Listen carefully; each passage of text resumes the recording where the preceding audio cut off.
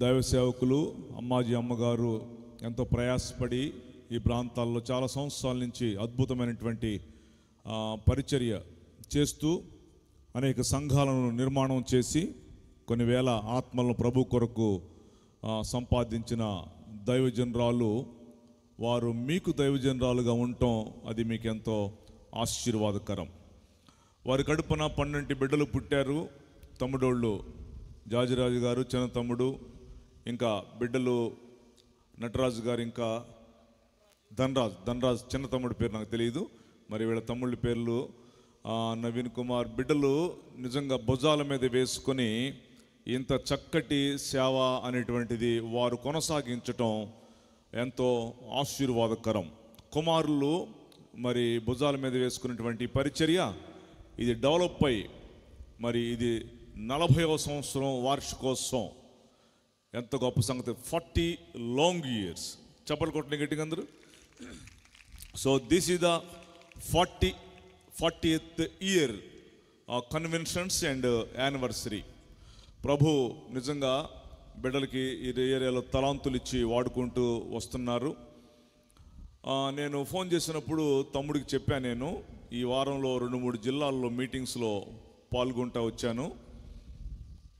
నేను 2-3 జిల్లాల్లో పాల్గొన్నటువంటి మీటింగ్లో చుట్టూరు వర్షం పడింది కానీ గ్రౌండ్లో వర్షం లేదండి. మీటింగ్లో వారికి చెప్పాను, నేను మన మీటింగ్లో వర్షం పడదని చెప్పానండి. ఈరోజు సూపర్ ఎండ కాసింది కదా, చెప్పరేంటండి, విపరీతం వాయించి వదిలిపెట్టింది వాళ్ళ. నేను మాత్రం తుడుచుకుంటూ వచ్చాను అనమాట. దేవుడు మంచి వాతావరణం ఇచ్చాడు. పోతున్నాం.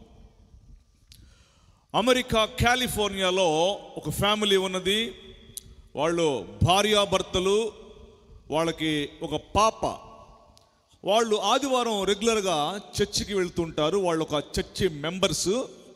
వాళ్ళు ఆదివారం ఆరాధనకి వెళ్ళేటువంటి సభ్యులు. యథావిధిగా ఆరాధనకి వెళ్ళాడు ఒక ఆదివారం పూట. వాళ్ళు ఆరాధనలో కూర్చున్నారు భార్యాభర్తలు. వాళ్ళకున్న ఆ చిన్న పాప బ్యాక్ సైడ్ ఆడుకుంటా ఉంది. ఆ పిల్ల ఆడుకుంటూ సడన్గా పడిపోయింది.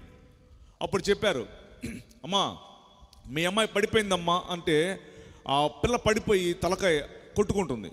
వీళ్ళు సడన్గా వెళ్ళి ఆ పిల్లని చూసి బాగా కంగారు పడి వెంటనే హాస్పిటల్కి తీసుకుని వెళ్ళి డాక్టర్ గారికి చూపించారు.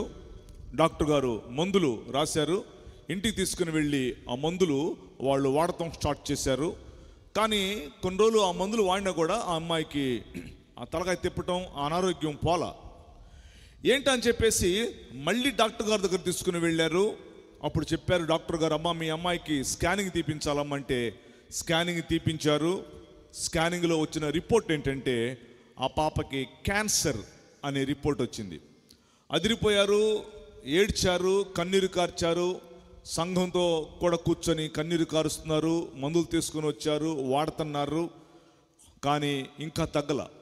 అప్పుడు ఎవరో చెప్పారట, అమ్మ మీ అమ్మాయికి క్యాన్సర్ పోవాలంటే మన అమెరికాలో పక్క రాష్ట్రంలో ఒక ఫేమస్ డాక్టర్ గారు ఉన్నారు. ఆ డాక్టర్ గారి పేరు డాక్టర్ థియోడర్ రోస్. ఆయన దగ్గరికి వెళితే మంచిగా వైద్యం చేస్తాడు, తగ్గిద్ది అని చెప్తే వాళ్ళు చెప్పారు. వాళ్ళు చెప్పి అన్నారు, ఆయన దొరకటం కష్టం, చాలా బిజీయెస్ట్ డాక్టర్, అపాయింట్మెంట్ కూడా ఇవ్వటం కష్టమని చెప్పినారు. వీళ్ళు ప్రార్థన చేస్తూ ఉన్నారు. ఒక రోజున ఒక పల్లెటూరు కారు వెళుతూ ఉంది. సాయంత్రం అయింది, 6 దాటింది. ఈ కారు వెళ్ళి ఊరు బయటికి వెళ్ళి చెడిపోయింది. డ్రైవర్ దిగాడు, క్యాబిన్ ఓపెన్ చేశాడు, కారు బాగు చేస్తున్నాడు. అది బాగవుట్లా. ఓనర్ కారులో కూర్చున్నాడు. అప్పుడు ఈ డ్రైవర్ చెప్పాడు, సార్ ఇది ఈ రాత్రి మొత్తం పట్టేట్టుంది, ఇది బాగోయట్లేదు, ఈ రాత్రి నేను ఎంత బాగు చేస్తాను, రేపు పొద్దున వెళదాంలేండి అని డ్రైవర్ గారు ఓనర్ గారికి చెప్పాడు.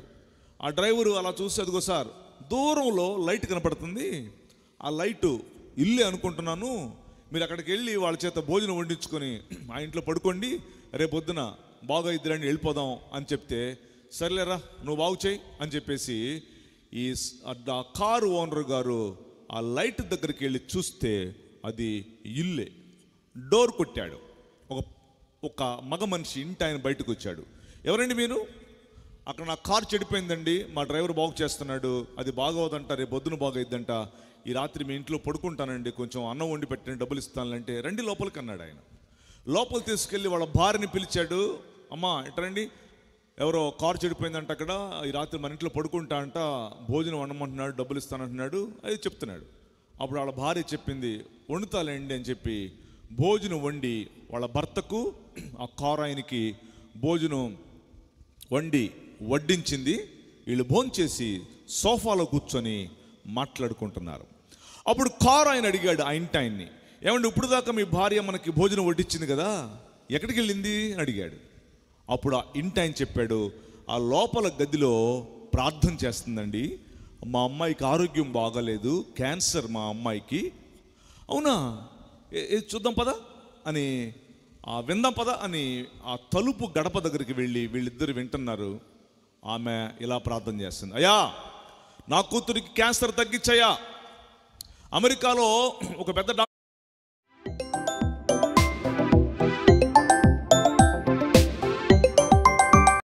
అంట, క్యాన్సర్కి టాప్ అంట, డాక్టర్ థియోడర్ రోస్ అంట, ఆయన దగ్గరికి వెళితే మా అమ్మాయికి తగ్గిందంట.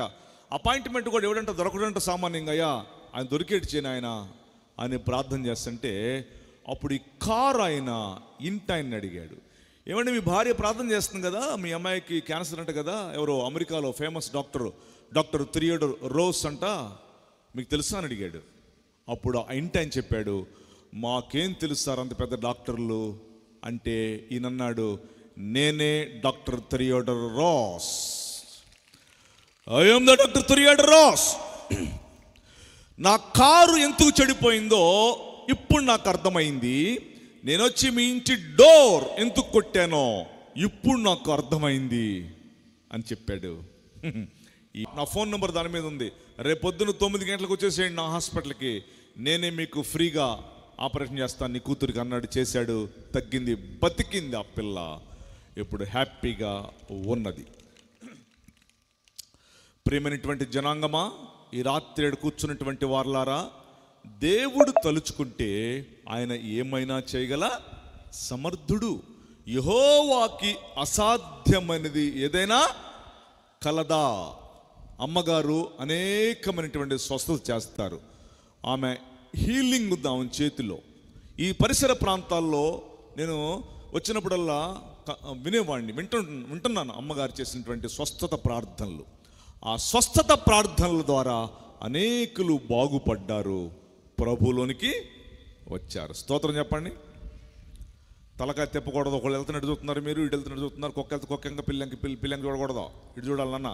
స్తోత్రం చెప్పండి, గట్టి చెప్పాలి. ఇంకా ఈ రాత్రి ప్రియమైన వారలారా, సబ్జెక్ట్ చార్ట్ చేస్తున్నాం, జాగ్రత్తగా వినాలి.